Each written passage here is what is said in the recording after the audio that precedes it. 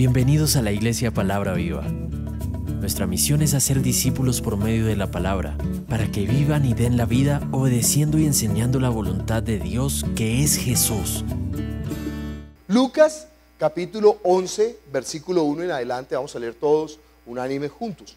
Aconteció que estaba Jesús orando en un lugar, y cuando terminó, uno de sus discípulos le dijo: Señor, enséñanos a orar como también Juan enseñó a sus discípulos. Y les dijo: cuando oréis, decid: Padre nuestro que estás en los cielos, santificado sea tu nombre, venga tu reino, hágase tu voluntad como en el cielo, así también en la tierra. El pan nuestro de cada día, dánoslo hoy. Y perdónanos nuestros pecados, porque también nosotros perdonamos a todos los que nos deben. Y no nos metas en tentación, mas líbranos del mal. Les dijo también: ¿quién de vosotros que tenga un amigo va a él a medianoche y le dice: amigo, préstame 3 panes, porque un amigo mío ha venido a mí de viaje y no tengo que ponerle delante? A aquel respondiendo desde adentro le dice: no me molestes, la puerta ya está cerrada y mis niños están conmigo en cama, ¿no puedo levantarme y dártelos? Os digo que aunque no se levante a dárselos por ser su amigo, sin embargo por su importunidad se levantará y le dará todo lo que necesite. Y yo os digo: pedid y se os dará, buscad y hallaréis, llamad y se os abrirá. Porque todo aquel que pide recibe, y al que busca halla, y al que llama se le abrirá. ¿Qué padre de vosotros, si su hijo le pide pan, le dará una piedra? ¿O si pescado, en lugar de pescado, le dará una serpiente? Pues si le pide un huevo, le dará un escorpión.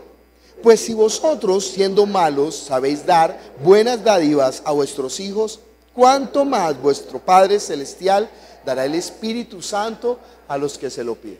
Vamos a orar, pidiéndonos que ore con su palabra sobre nuestro espíritu, que nuestro espíritu sea avivado, que nosotros no permanezcamos igual, sino que toda la vida, toda la potencia del Espíritu que está en la palabra del Señor sea dando fruto en nosotros. Clamemos juntos por nuestro espíritu. Padre Celestial, nosotros te damos gracias por tu palabra, que es la verdad. Tu palabra es verdad. Estamos reunidos en tu nombre, anhelando todas las cosas que vienen de ti. Padre Celestial, nosotros te clamamos que seas tú obrando con potencia sobre nuestro espíritu, avivándonos, Señor, dándonos la luz espiritual, dándonos la sabiduría espiritual, y que con esa luz y esa sabiduría nosotros cada vez más nos arrodillemos más ante ti, Señor. Ese es el lugar más alto, Señor. Gracias, gracias por esta comunión de los santos, gracias por este tiempo precioso en la iglesia, Señor. Ayúdanos a vivir la vida de fe con toda potencia. Te lo pedimos en el nombre de Jesús. Derrama de tu gracia en esta hora. Amén. ¿Pueden sentarse? Se me olvidó un anuncio, y es que estamos con el maratón de lectura bíblica. Entonces, Mari ha dispuesto un calendario para que durante 3 encuentros que vamos a tener trimestralmente, o sea, va a ser, ¿qué día es el primero? Marzo.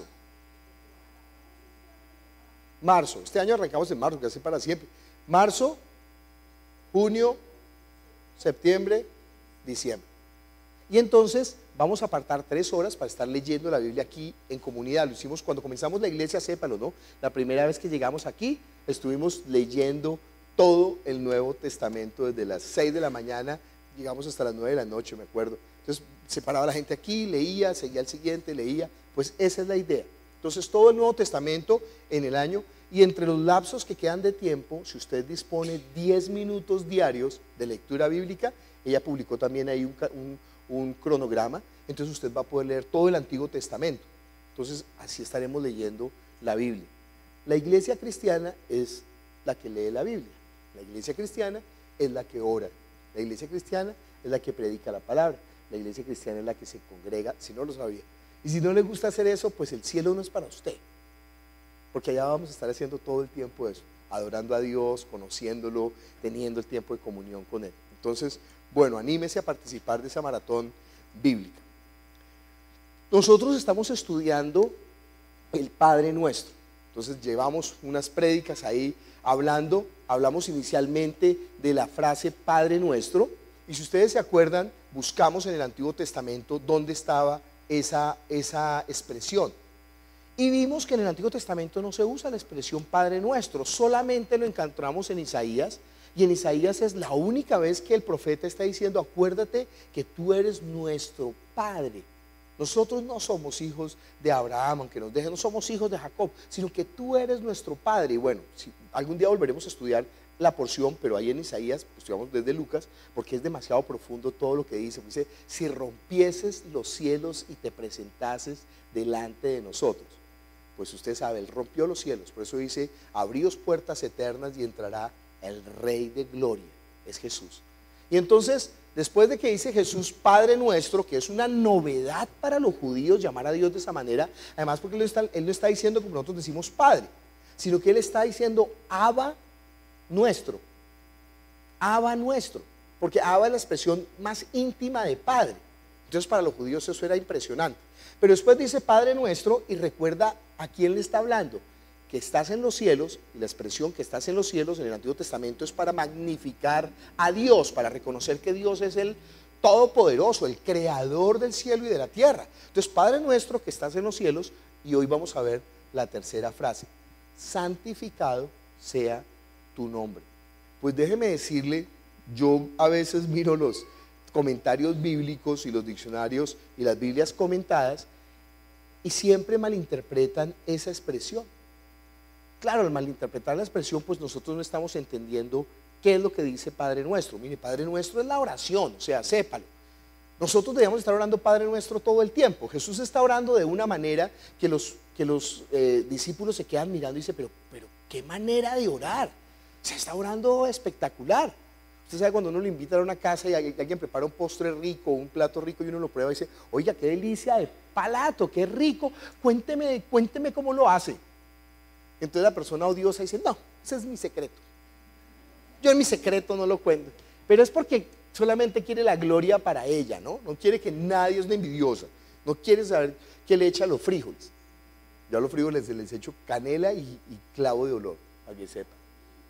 Es bien, y hierbabuena, pues ese es mi secreto. Bueno, hierbabuena, clavo de olor y canela. Pero después les cuento cómo no va a hacer aquí clase de cocina. Mami, lo siento, después te invito más bien a comer.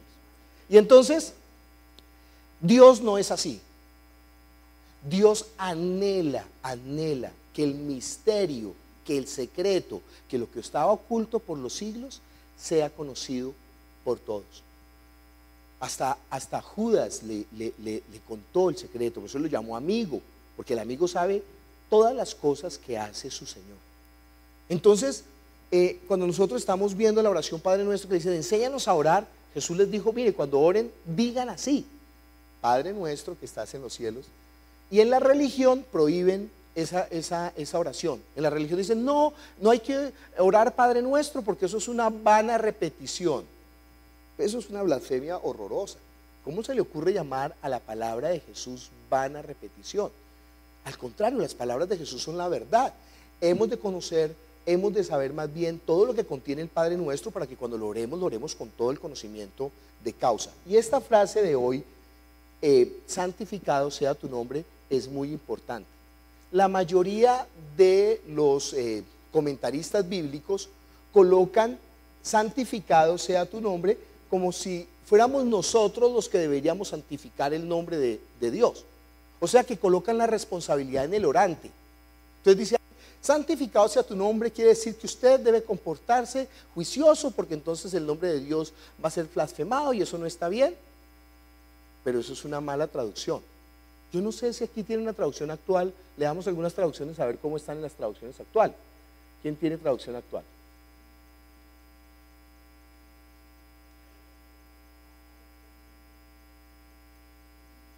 Marcela. No, solamente el versículo 2. Jesús les dijo, cuando ustedes oren digan, Padre, que todos reconozcan que tú eres el verdadero Dios. Ven y sé nuestro único Rey. Bueno, que todos reconozcan que tú eres el verdadero Dios. Otra traducción, otra versión atrás. Gracias, Jeffrey.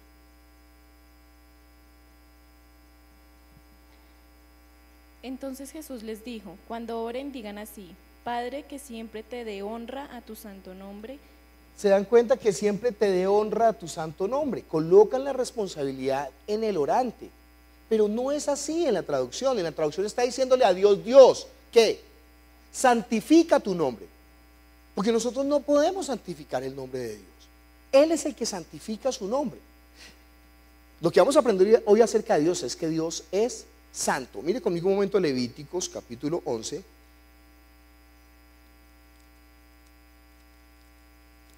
Verso 44. Es la primera vez que Dios dice, yo soy santo.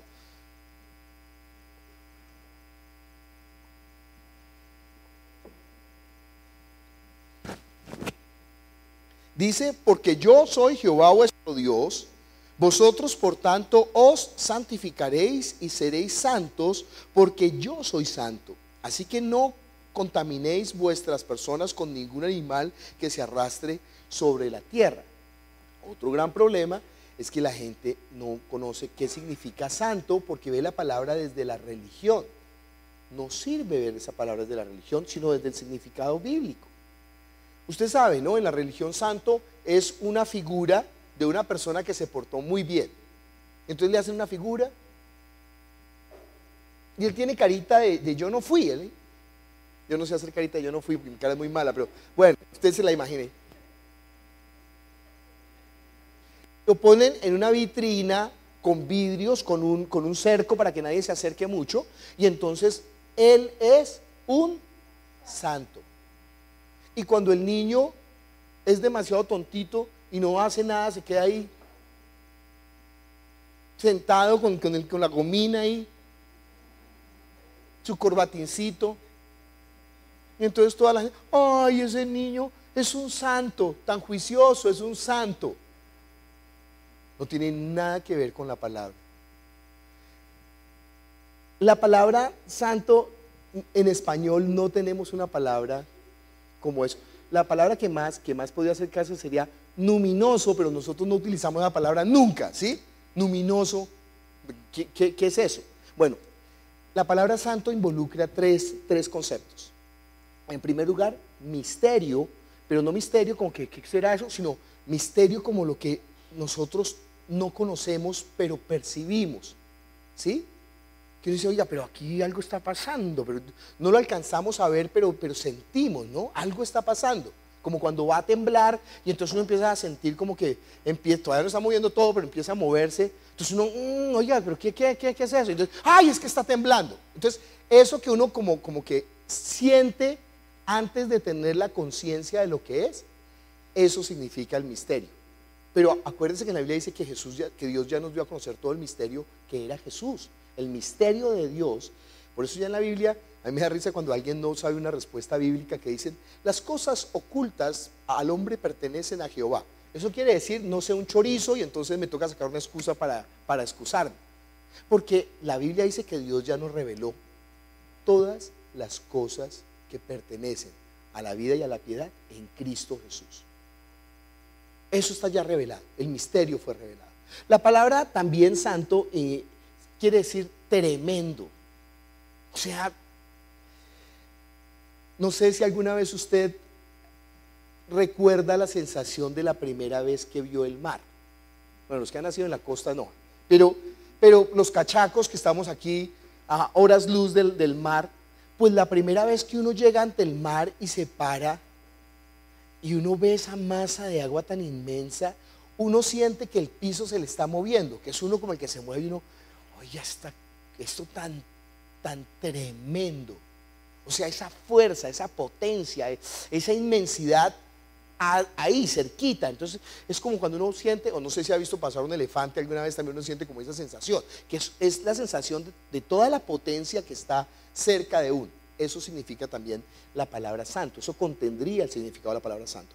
O también fascinante, pero no fascinante como que lo encanta, sino fascinante es todo el gozo que se siente cuando uno está en el lugar seguro.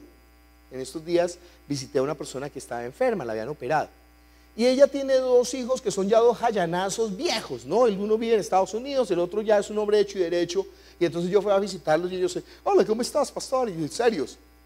Pero ocurrió algo muy particular. Yo me senté a hablar con ella en su habitación, estaba la cama, menos mal que la cama era king o si no, no caben, y los dos se subieron a la cama, y en el momento que los dos hijos se subieron a la cama, se convirtieron en dos gatitos. Y ellos ahí y se arruncharon a la mamá, pero era impresionante ver todo el cambio de la cara, de la gesticulación, y ellos se sentían ahí como tan seguros, como mi mamá, ¿sí? Eso es fascinante. Quiere decir toda la misericordia y la gracia desbordante y abarcadora que nosotros sentimos ante Dios. Sobre todo en la alabanza, eso se siente demasiado espectacular. Yo por eso anhelo de la alabanza. Yo quiero más de la alabanza. Yo quiero más. Yo creo que toda la iglesia entre en esa adoración, en esa manifestación, no manipulada, sino real, de corazón, diciéndole, sabes que Dios, tú eres lo más grande, ¿sí? Imagínense cuando estábamos cantando, que al estar ante ti adorando frente al mar de cristal, pues va a ser la gente, la multitud de toda lengua. Imagínense nosotros ahí al frente de él viéndolo y diciéndole, ¡ay, gracias! Gracias, tu misericordia, tu bondad, cómo eres de grande, pero con toda la gente coreando eso, pues eso va a ser demasiado hermoso. Pero podemos tener aquí las arras de nuestra adoración celestial, aquí en el culto, cuando tenemos el culto. Bueno, eso significa santo, ¿no? No significa, sino significa más bien toda la majestad de Dios. O sea, significa diferente, no hay otro como Él. Eso es lo que significa, no hay otro. Nada se le puede comparar. Él es único y exclusivo. Vamos entonces a la frase que estamos estudiando, santificado sea tu nombre. ¿Dónde buscamos esa frase? Pues tenemos que buscarla en el Antiguo Testamento, para saber de qué está hablando Jesús. Mire, esto de encontrar las claves en el Antiguo Testamento es muy bueno. Claro, hay cosas que no están en el Antiguo Testamento. Por ejemplo, Padre Nuestro, nosotros desarrollamos todo Padre Nuestro fue con el Nuevo Testamento. Pero cada frase que está usando Jesús, el código, la clave, es en todo lo que se habló en el Antiguo Testamento por más de 1600 años que está consignado en las Escrituras. La ventaja que nosotros tenemos para entender esto es que el pueblo de Israel cambió muy poco, porque se conservó, ¿sí? Dios lo guardó, Dios lo apartó para que cuando llegara Jesús y Él hablara y Jesús dijera la Pascua, nosotros entendiéramos qué es la Pascua. Cuando Jesús dijera, por ejemplo, propiciación, nosotros entendíamos qué es propiciación. Cuando dijera expiación, nosotros, ojo, no con nuestro concepto del siglo XX de colombianos que están al otro lado de la región de Israel, sino con el concepto que Dios quiere revelar por medio de Jesucristo. Esa es la valía del Antiguo Testamento. Entonces nosotros cuando Jesús está hablando podemos verlo. Esta frase, santificado sea tu nombre, ¿dónde aparece? Mire conmigo Ezequiel capítulo 36.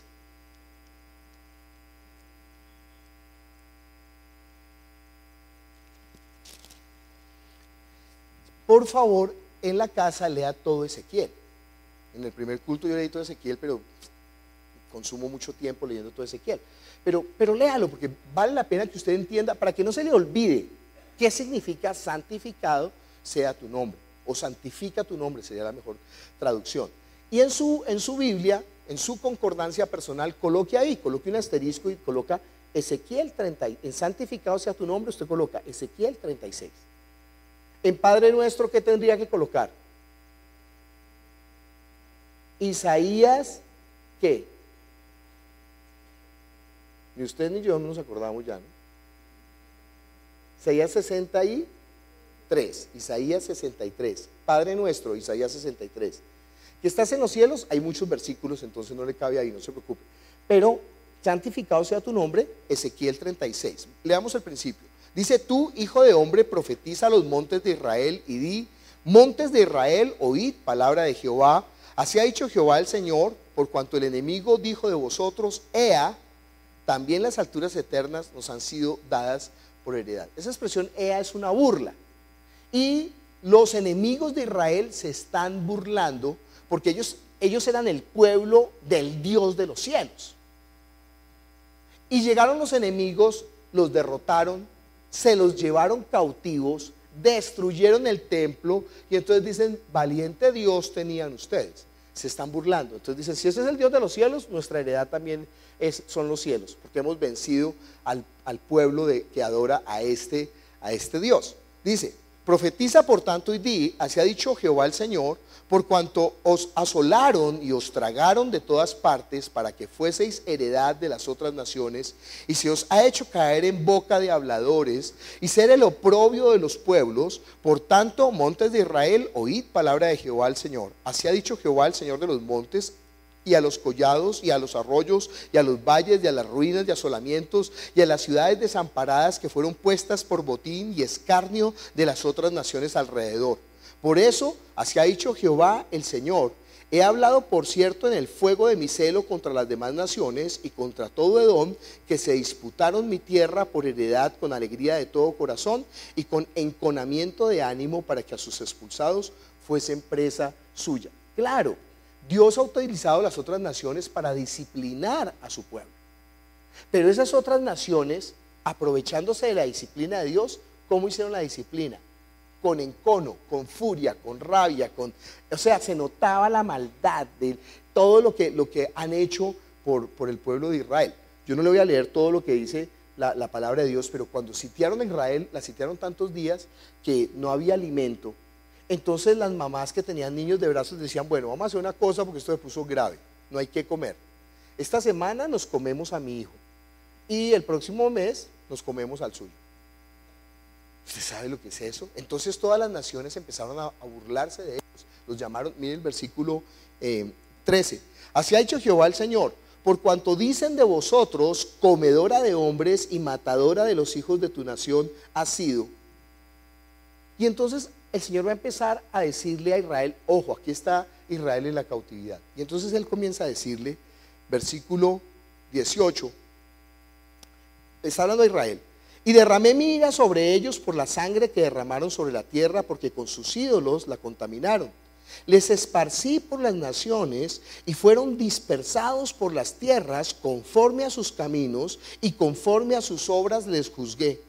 Y cuando llegaron a las naciones a donde fueron, profanaron mi santo nombre, diciéndose de ellos, estos son pueblo de Jehová y de la tierra de él han salido. Usted no sabe cuando usted se ha metido en tonterías y entonces le está yendo mal, la gente dice, ay, pero usted no que es cristiano.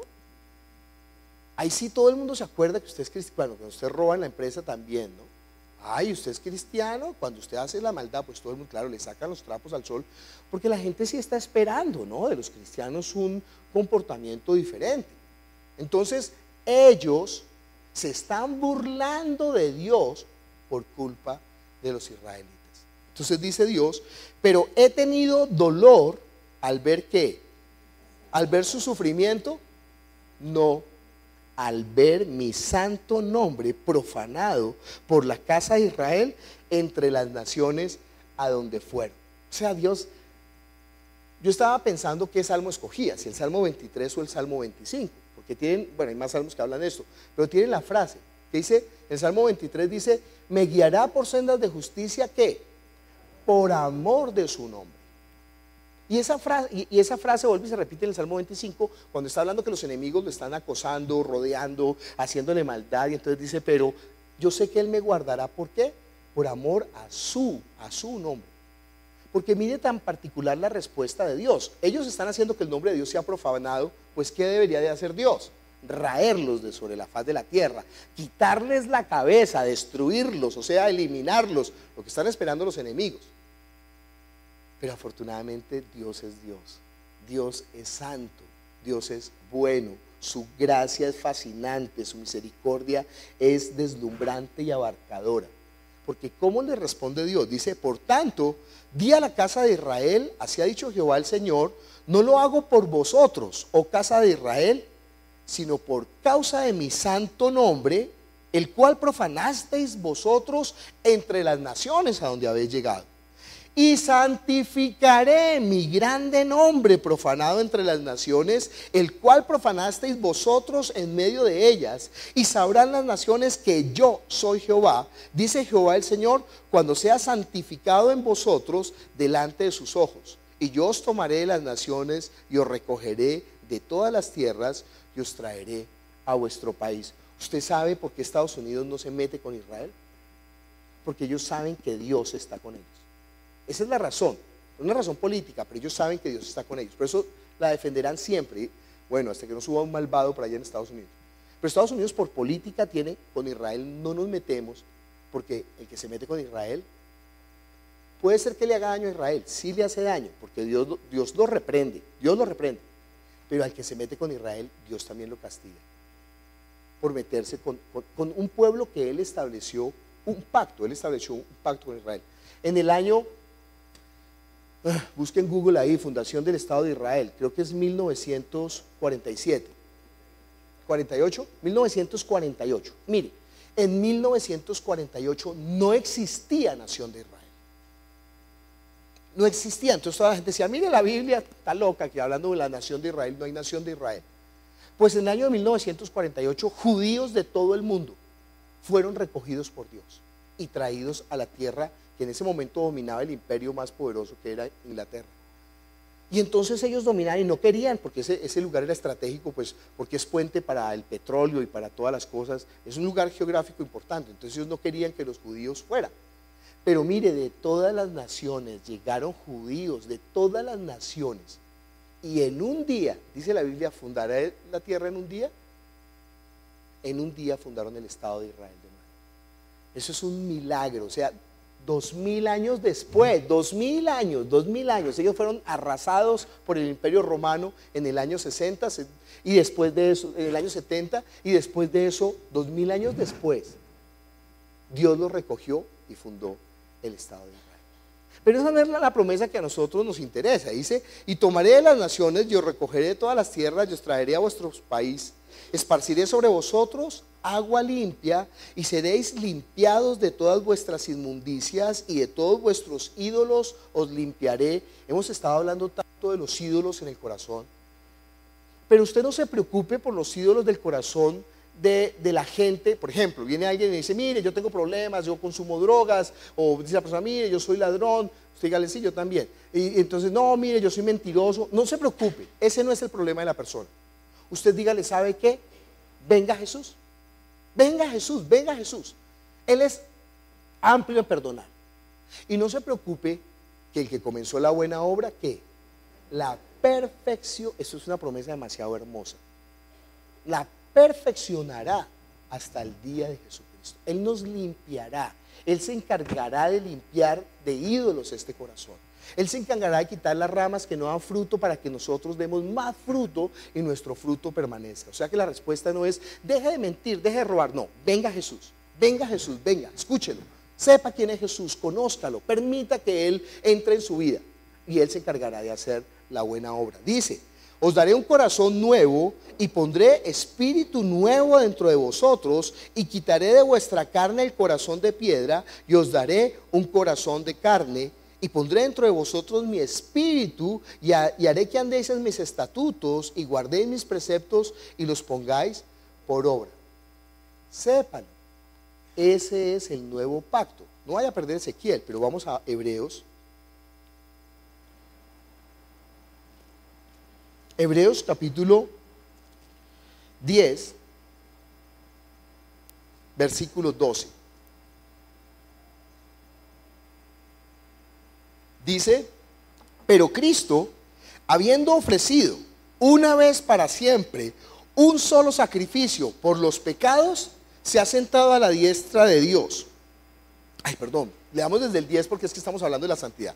Dice, en esa voluntad somos santificados mediante la ofrenda del cuerpo de Jesucristo, hecha una vez y para siempre. Nosotros somos santificados, por eso somos santos, con toda nuestra sinvergüenzura. ¿Entiende que somos santos? Dice, y ciertamente todo sacerdote está día tras día ministrando y ofreciendo muchas veces los mismos sacrificios que nunca pueden quitar los pecados. Pero Cristo, habiendo ofrecido una vez y para siempre un solo sacrificio por los pecados, se ha sentado a la diestra de Dios. De ahí en adelante, esperando hasta que sus enemigos sean puestos por estrados de sus pies. Porque con una sola ofrenda hizo ¿qué? Perfectos para siempre a los santificados, y nos lo atestigua lo mismo el Espíritu Santo, porque después de haber dicho, este es el pacto que haré con ellos después de aquellos días, dice el Señor, pondré mis leyes en sus corazones y en sus mentes las escribiré, y añade, y nunca más me acordaré de sus pecados y transgresiones, pues donde hay remisión de estos, no hay más ofrenda por el pecado. Hay un problema con los judíos que no entienden esto. Ellos creen que cuando se habla de nuevo pacto, quiere decir que el pacto de Moisés fue primero. Pero no es así. Yo le pregunto, ¿Moisés fue cristiano? Yo le pregunto, ¿Daniel fue cristiano? ¿David fue cristiano? ¿Jacob fue cristiano? ¿Abraham fue cristiano? ¿Adán fue cristiano? Claro que sí, claro que sí. La palabra cristiano significa seguidor del Mesías, seguidor del Mesías. Mire conmigo Gálatas, no me mire como loco, mire más bien Gálatas. Sí, no se me está corriendo el champú. Es que mire, yo iba a traer a un hombre que tiene 5 doctorados en teología, en filosofía, él es judío de judíos, bueno, la cábala y todo el cuento. Pero cuando comencé a leer el primer libro, se llamaba La sinagoga y la iglesia, me gustó. Cuando leí el segundo libro, que se llamaba Jesús, el judaísmo de Jesús, me di cuenta, de pronto lo estoy juzgando, pero me di cuenta que él tiene una intención, no desconociéndola a él, sino que tiene una intención a propósito de desviar a la gente de la verdad. Si él estuviera equivocado sin saberlo, yo lo traería, pero como me doy cuenta, eso es mi juicio, que él sí sabe, por eso no lo traigo. ¿Qué dice él? Él dice que el cristianismo es una rama perversa del judaísmo del siglo II después de Cristo. Que el cristianismo salió del judaísmo después de Cristo, pero que si nosotros fuéramos conscientes, o sea los cristianos, volveríamos a reinsertarnos en el olivo silvestre no es Israel, es Cristo, y volveríamos a ser judíos de nuevo. Error garrafal, porque no es verdad que el cristianismo salió del judaísmo. El cristianismo existe antes del judaísmo. ¿Saben cuántos años? Por lo menos 800 años antes. Pero miren que también está antes de la ley. El judaísmo no comenzó con la ley, el judaísmo comenzó después. Pero miremos un momento Gálatas capítulo 3, versículo 15 en adelante. Hermanos, hablo en términos humanos. Un pacto, aunque sea de hombre, una vez ratificado, nadie lo invalida ni le añade.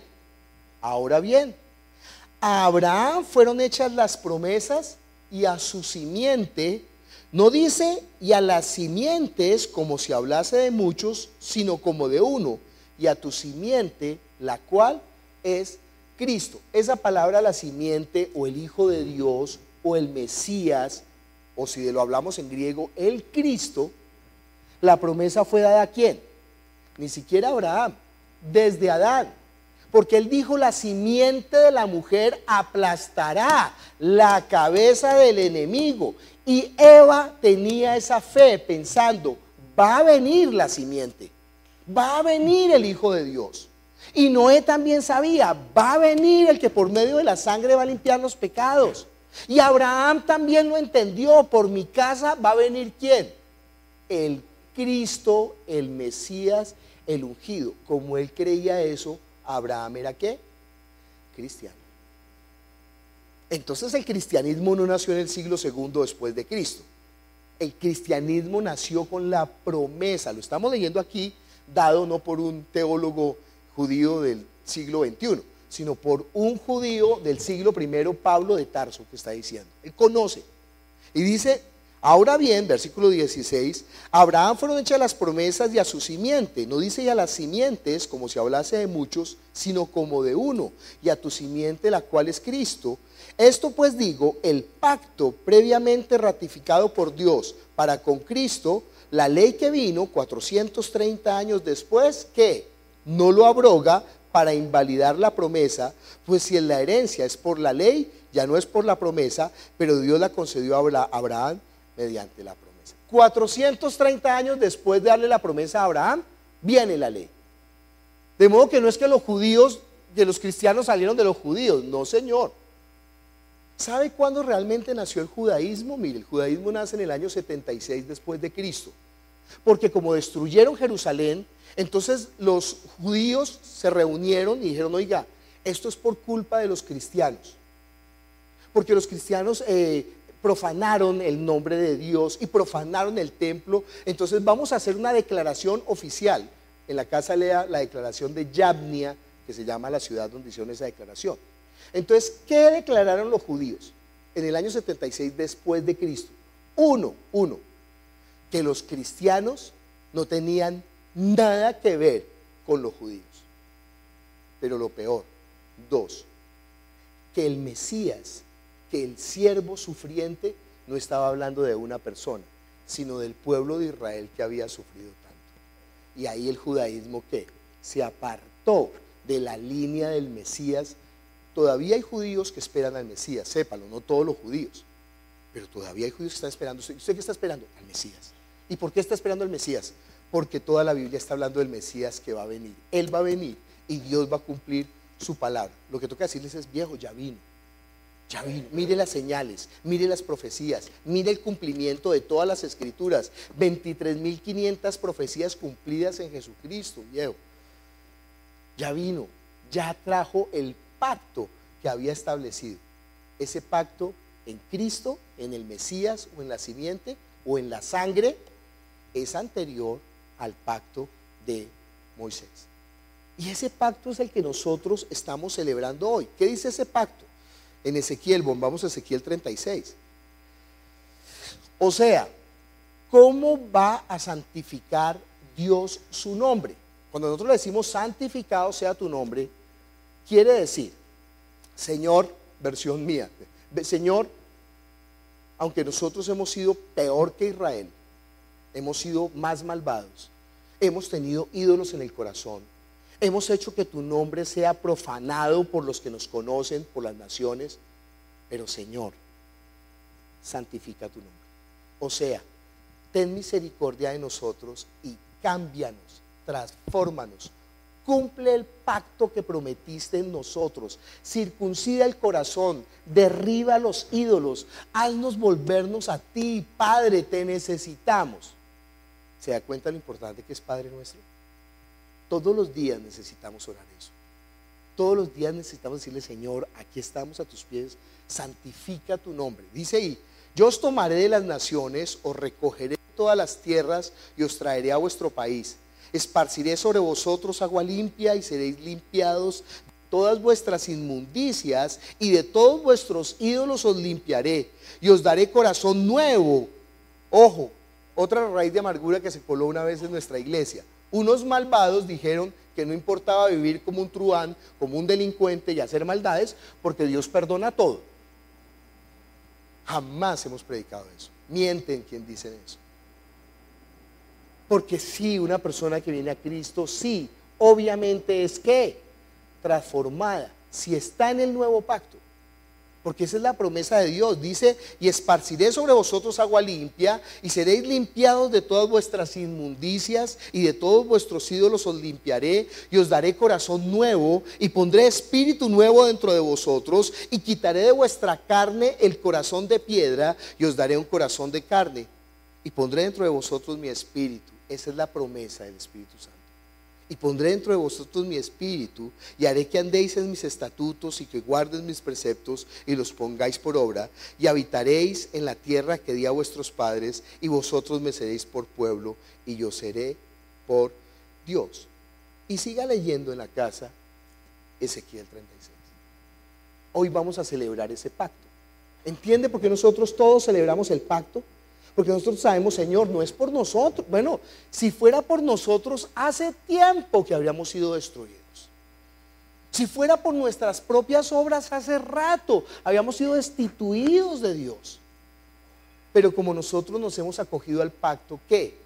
Que en Cristo, lo acabamos de leer en Hebreos, que en Cristo nosotros somos hijos de Dios. Y que el que comenzó la buena obra, la perfeccionará hasta el día de Jesucristo.